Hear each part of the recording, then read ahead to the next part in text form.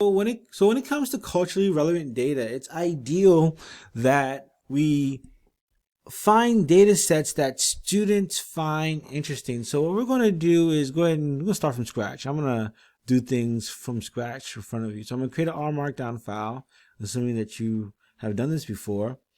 And we're just going to erase this all. And again, since we are not using, we're using my package called library, right? Stat Cal Poly package. And what I want to do with this particular package, I'm going to go ahead and show you this data set. Okay, so I'm going to create a new R chunk. I'm going to do data, parentheses, and the data is called UC or CSU underscore UC underscore data. Okay, and so once I do that, not found. Okay, of course we have mistakes. That happens. I have an additional underscore there. That's great. And then when I type in head of CSU UC data, I would argue students that attend these institutions would be interested in this data set because they attend these schools.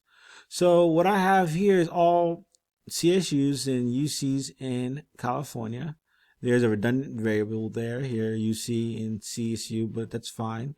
I have variables such as county. I have variables such as state of abbreviation, not that important.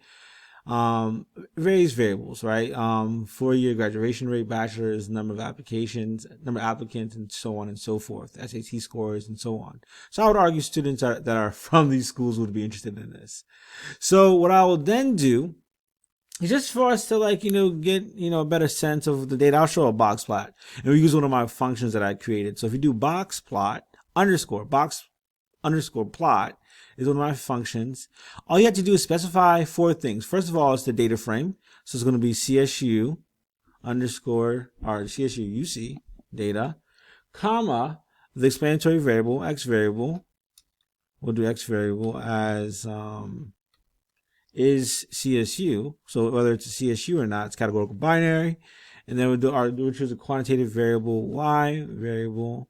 And we'll choose that to be, I'm going to copy and paste it from my code, from my notes. It's going to be the number of applicants. Okay. Number of applicants. And then finally, you have to have a title, the main title. And we'll just call that, I'll copy from my notes. It's going to be the number of applicants by school type or by school type, whether it's a CSU or not. So when we run this, right, I would argue we can make this, someone could say this is maybe 1 line of code, but I'll make it 4. Right, I'll make it 4. And it's pretty straightforward. Individuals can do this, build a level of confidence in programming, and be able to say, okay, 1 denotes that it's a CSU, and 0 denotes that it's not a CSU, which is a UC. So this tells you the number of applicants, or at least the number of applicants per university, right? So this is quite interesting, right? All right, so pretty straightforward. Not that many lines of code. And yeah, thank you for your time.